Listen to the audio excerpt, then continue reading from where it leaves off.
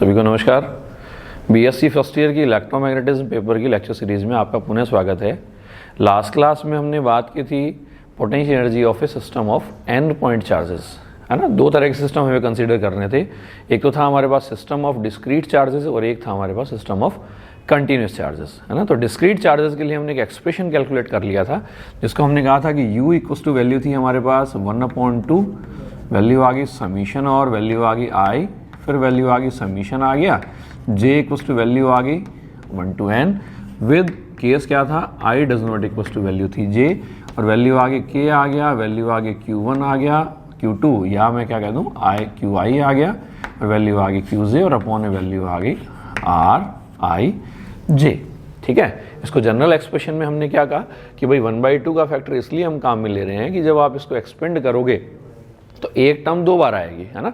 जैसे i equals to 1 होगा, j equals to 2 होगा, ठीक है। इसी तरीके से जब i इक्वल्स टू 2 होगा, j इक्वल्स टू 1 होगा, तो जो टर्म बनेगी वो क्या बनेगी, सेम बनेगी, k q1 q2 upon r12, है ना, और r21, यानी q1 और q2 के बीच के डिस्टेंस चाहे आप r12 कह दें चाहे आप क्या कह दें r21 कह दें, है ना, तो डिस्टेंस तो इक्वल है। तो हर टर्म की हमारे पास क्या बनेगी, रेप्लिका बनेगी, यानी एक टर्म जो है वो दो बार हमारे पास आएगी। इसलिए उसको मैनेज करने के लिए हमने एक फैक्टर हमने ऐड किया 1/2। जैसे मैं एक एग्जांपल कह दूं, सपोज दैट ये मैंने एक ट्राइंगल कह दिया, है ना, ये एक ट्राइंगल कह दिया, और ये सपोज दैट यहाँ एक चार्ज q1 है, यहाँ एक चार्ज q2 है, और यहाँ एक चार्ज आ गया हमारे पास कितना q3 आ गया, ठीक है। इन दोनों की इनकी डिस्टेंस सपोज दैट r12 है, इनकी डिस्टेंस हमारे पास कितनी आ गई r23 आ गई, इन दोनों के बीच की डिस्टेंस कितनी आ गई r31 कह दें, r13 कह दें, ठीक है। तो पोटेंशियल एनर्जी अगर मैं इस सिस्टम की कैलकुलेट करना चाहूँ तो कितनी आएगी, वैल्यू आएगी, देखो k आएगा, q1 और q2 डिस्टेंस कितनी है r12।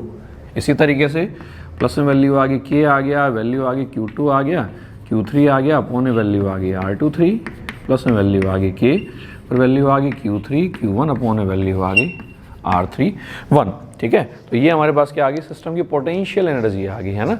अब मैं कह दूं अगर इस सिस्टम को, जैसे मैंने क्वेश्चन बना दिया कि इन चार्जेस को आपने एक ट्रायंगल के फॉर्म में आपने रख दिया, सिस्टम बना दिया, तो मैं कह दूं इस सिस्टम को तोड़ने के लिए, है ना, तोड़ने के लिए कितना काम करना पड़ेगा, बेसिकली इतना ही काम करना पड़ेगा, क्योंकि ये अपने पास बेसिकली आ गई बाइंडिंग एनर्जी आ गई, है ना। तो हम कहेंगे, इसको भी मैं सवाल कह दूं कि इन चार्जेस के सिस्टम को तोड़ने के लिए कितना वर्क डन होगा, और बेसिकली वर्क डन कितना होगा, इतना ही हमारे पास ये वर्क डन होगा, ठीक है। तो इसी एक्सप्रेशन को, यदि मैं डिस्क्रीट चार्जेस के लिए जो एक्सप्रेशन हमने कैलकुलेट किया था, इसी एक्सप्रेशन को हम कन्वर्ट कर दें किसमें, कंटिन्यूस चार्जेस में। डिस्क्रीट के लिए मैंने एग्जांपल कहा था कि डिस्क्रीट के लिए हम क्या काम में लेते हैं, समीशन काम में लेते हैं, और कंटिन्यूस डिस्ट्रीब्यूशन के लिए हम क्या काम में लेते हैं, इंटीग्रेशन काम में लेते हैं। तो इसी एक्सप्रेशन को देखो मैं ऐसे लिख दूं कि u इक्वल्स टू वैल्यू आ गई 1/2 आ गया, ठीक है, और इसको मैंने समीशन को लगा दिया, मैंने क्या इंटीग्रेशन लगा दिया, फिर वैल्यू आ गई हमारे पास k qi qj और अपॉन वैल्यू है rij।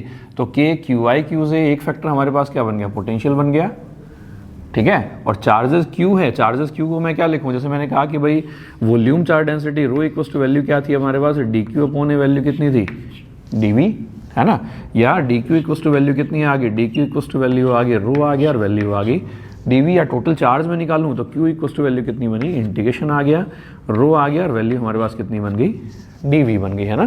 तो इसी एक्सप्रेशन को देखो मैंने ऐसे लिख दिया, समीशन को कन्वर्ट कर दिया इंटीग्रेशन में, और एक चार्ज को डिफाइन कर दिया किसकी टर्म में, चार्ज डेंसिटी रो v की टर्म में, और kq अपॉन r जो है उसको मैंने लिख दिया किसकी टर्म में, पोटेंशियल की टर्म में, है ना। फाई हमारे पास क्या है, इलेक्ट्रिक पोटेंशियल, है ना, रो आ गया, फाई आ गया, और वैल्यू आ गई dv आ गया। तो ये हमारे पास एक जनरल एक्सप्रेशन आ गया किसके लिए, potential energy for continuous charge distribution के लिए। यदि हम इसको और एक्सपेंड करें, तो और एक्सपेंड कहें तो जैसे अपन एक इक्वेशन पढ़ते हैं, कौन सी इक्वेशन पढ़ते हैं अपन, पॉइजन्स इक्वेशन, है ना। आगे हम बात भी करेंगे इसके बारे में दोबारा। पॉइजन इक्वेशन कहती है कि del square phi equals to value कितनी आती है, माइनस रो अपॉन वैल्यू आ गई एप्सिलॉन 0, है ना, ये एप्सिलॉन नॉट आ गया। यहाँ देखो एक चीज़ काफ़ी इंपॉर्टेंट है, बहुत सारे ऑथर्स हैं इसी एक्सप्रेशन को, बहुत सारे ऑथर जो हैं वो इसी एक्सप्रेशन को इस तरीके से लिखते हैं, डेल स्क्वायर फाई आ गया इक्वल्स टू वैल्यू आ गई माइनस 4 पाई, और वैल्यू आ गई रो, है ना। दोनों एक ही चीज़ हैं, एक ही चीज़, मतलब ये बेसिकली हमारे पास एमकेएस सिस्टम में है, और ये हमारे पास कौन सिस्टम में है, सीजीएस सिस्टम में है। जैसे हम कहते हैं कि जो फोर्स कांस्टेंट आता है k, वैल्यू हम कहते हैं 9 इंटू वैल्यू आती है 10⁻⁹, और वैल्यू आती है newton metre square upon value आ गई कूलॉम स्क्वायर। अगर मैं इसको CGS में कन्वर्ट करूं तो मैं क्या लिखूं, K आ गया, वैल्यू आ गई 9 × 10⁻9। 1 न्यूटन में कितने डाइन होते हैं, 10⁵। 1 मीटर में कितने सेंटीमीटर हो गए, 10⁻2। स्क्वायर है तो 4 आ गया। कूलॉम है, कूलॉम का मतलब एक कूलॉम में कितने स्टेट कूलॉम होते हैं, 3 × वैल्यू आ गई 10⁻9 का स्क्वायर आ गया। ये क्या बना, डाइन बना, सेंटीमीटर का स्क्वायर बना, और ये क्या बन गया, स्टेट कूलॉम का स्क्वायर आ गया, है ना। तो इसका मतलब अगर सॉल्व करोगे तो वैल्यू कितनी बनेगी, 9 × 10⁻18। 9 × 10⁻18 यानी K इक्वल टू वैल्यू आ गई 1/4πε0 इक्वल टू वैल्यू हमारे पास कितनी बन गई, 1 बन गया। इसका मतलब 1/ε0 की जो वैल्यू है वो हमारे पास कितनी बन गई, 4π बन गई, है ना। तो मैं कहूँ कि अगर मेरे को CGS में लिखना है तो मैं ये एक्सप्रेशन काम में ले लूँ, और मुझे MKS में लिखना है तो मैं ये एक्सप्रेशन काम में ले सकता हूँ, ठीक है। तो del² phi equal to value मैंने रखी माइनस रो अपॉन वैल्यू आ गई ε0। इसका मतलब क्या हुआ, देखो रो इक्वल टू वैल्यू आ गई माइनस ε0 और वैल्यू आ गई del² phi। या potential energy U equal to value कितनी बनी, देखो 1/2 आ गया, वैल्यू आ गई हमारे पास, इंटीग्रेशन आ गया, रो की वैल्यू आ गई माइनस वैल्यू आ गई ε0 और वैल्यू आ गई कितना, वैल्यू आ गई रो और वैल्यू आ गई del² आ गया, सॉरी रो की वैल्यू रख रहे हैं ना अपन, तो वैल्यू आ गई माइनस बाहर आ गया, ε0/2 आ गया और वैल्यू आ गई phi और वैल्यू आ गई del² आ गया और वैल्यू आ गई phi आ गया और वैल्यू हमारे पास कितनी बन गई, dv बन गई, ठीक है। यदि मैं एक एक्सप्रेशन निकालूं, मैं कह दूं कि सपोज दैट मेरे को वैल्यू निकालनी है, डेल आ गया और वैल्यू आ गई phi आ गया और वैल्यू आ गई del phi, ठीक है। तो इसको यदि मैं सॉल्व करूं तो मैं क्या कह दूं कि डिफरेंशिएशन करना है मुझे, सबसे पहले का मल्टीप्लिकेशन, दूसरे का डिफरेंशिएशन, तो वैल्यू आ गई phi आ गया और वैल्यू आ गई del² आ गया और वैल्यू आ गई phi, ठीक है। फिर वैल्यू क्या बनेगी, दूसरे का मल्टीप्लिकेशन और पहले का डिफरेंशिएशन, वैल्यू कितनी बनेगी, वैल्यू आएगी del phi और इनटू वैल्यू आ गई del phi, ठीक है। तो ये एक्सप्रेशन कितना बना, डेल आ गया और वैल्यू आ गई phi और वैल्यू आ गई del phi equals to value है phi del² phi आ गया और प्लस में वैल्यू आ गई del phi का स्क्वायर आ गया, ठीक है। या इसी एक्सप्रेशन को मैं क्या लिखूं, यही एक्सप्रेशन बन गया, phi आ गया, वैल्यू आ गई del² आ गया, phi आ गया इक्वल्स टू वैल्यू आ गई del और वैल्यू आ गई phi del phi minus value आ गई del phi का स्क्वायर आ गया, ठीक है। तो इसका मतलब ये एक्सप्रेशन देखो, इसी एक्सप्रेशन phi del² phi की वैल्यू कितना लिख सकता हूँ मैं, del phi del phi minus value आ गई del phi का होल स्क्वायर, ठीक है। तो ये वैल्यू अगर मैं यहाँ पुट कर दूँ, देखो ये एक्सप्रेशन क्या बनेगा, ये इक्वेशन आ जाएगी U इक्वल्स टू वैल्यू आ गई माइनस में ε0 अपॉन वैल्यू आ गई 2, इंटीग्रेशन आ गया, कौन सा इंटीग्रेशन है, वॉल्यूम इंटीग्रेशन है, ठीक है। फिर वैल्यू आ गई phi del² phi की वैल्यू हमने पुट कर दी, वैल्यू आ गई डेल और वैल्यू आ गई कितना बना, phi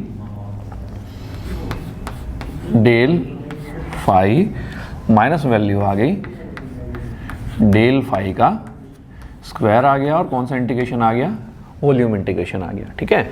अब इस वॉल्यूम इंटीग्रेशन को ही अगर मैं वैल्यू निकालूं तो मैंने क्या कह दिया, U इक्वल्स टू वैल्यू आ गई माइनस वैल्यू आ गई ε0 अपॉन वैल्यू आ गई 2, ठीक है। पहली टर्म कितनी बनी, इंटीग्रेशन आ गया, वॉल्यूम इंटीग्रेशन आ गया, डेल डॉट में वैल्यू आ गई phi del phi और वैल्यू आ गई dv और माइनस वैल्यू आ गई, इंटीग्रेशन आ गया और वैल्यू आ गई del phi का स्क्वायर आ गया और वैल्यू आ गई dv के बराबर, ठीक है।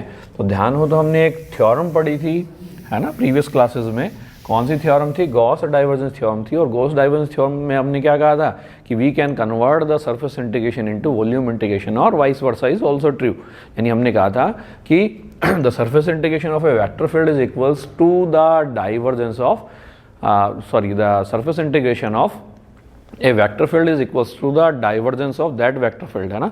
यानी हमने कंडीशन कही थी कि भाई किसी क्लोज्ड पाथ पे हमने कहा था A dot ds surface integration जो था वो उस वेक्टर फील्ड के डाइवर्जेंस के कौन से इंटीग्रेशन के बराबर होता है, वॉल्यूम इंटीग्रेशन के बराबर होता है। कौन सी थ्योरम थी, पढ़ी थी हमने प्रीवियस क्लासेस में, वो थ्योरम थी हमारे पास गॉस डाइवर्जेंस थ्योरम, है ना, गॉस डाइवर्जेंस थ्योरम।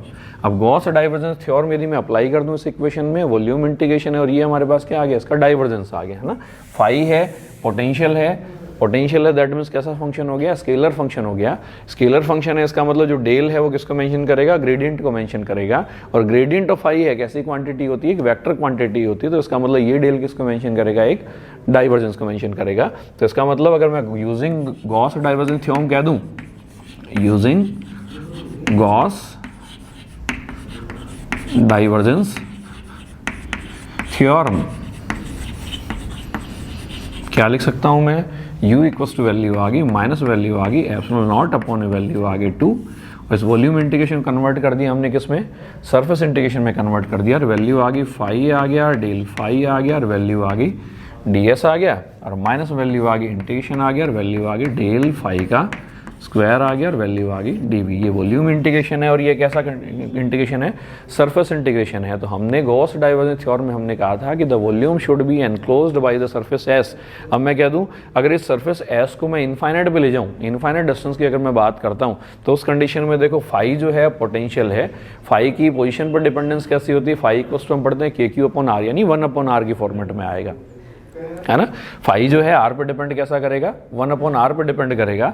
और डेल फाई मतलब उसका डिफरेंशिएशन आ गया, डेल फाई डिपेंड करेगा 1/r² की फॉर्मेट में। तो अगर ये 1/r की फॉर्मेट में है, ये 1/r² की फॉर्मेट में है, तो ये मल्टीप्लिकेशन कितना आ गया, 1/r³ की फॉर्मेट में आ गया।